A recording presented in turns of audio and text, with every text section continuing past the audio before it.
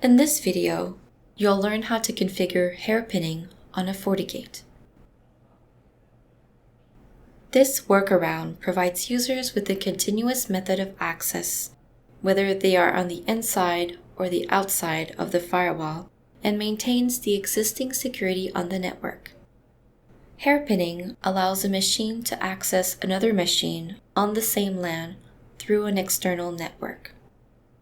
Using hairpinning, the packets travel through an internal interface and out towards the internet. The packets hairpin back on the same interface, connecting to its external IP. The packets are forwarded by the FortiGate through a VIP to the intended destination, which is on the same LAN as the sender. You'll set up a VIP to allow external users to access an internal server. The VIP takes the traffic sent to a public IP address and forwards it to an internal IP address.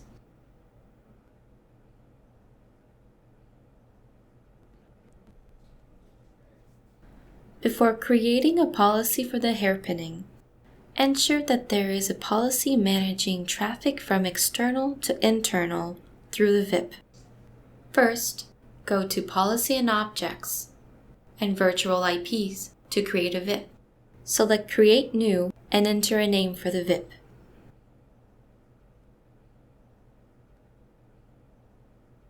Set the interface to any. Next, enter the external IP address range and the mapped IP address range. Enable port forwarding. Enter the external service port and map to port 22.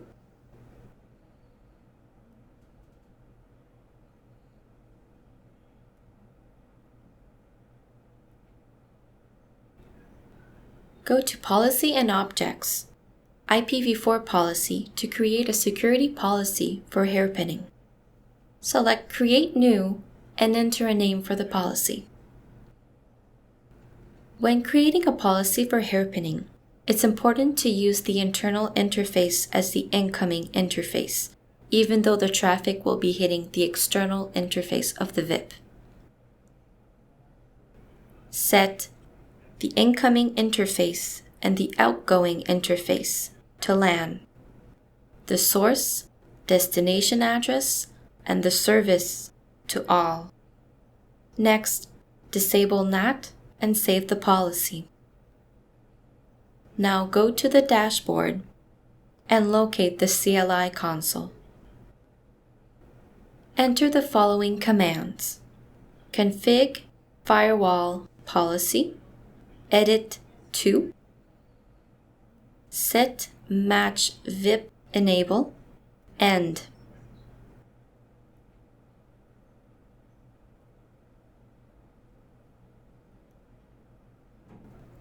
Open up your preferred terminal emulator, in this case, PuTTY, to test the connection. Try to make an SSH connection to the internal server from the internal side of the FortiGate. Make sure to enter the IP of your internal server. You can verify that the connection is working. Thank you for watching.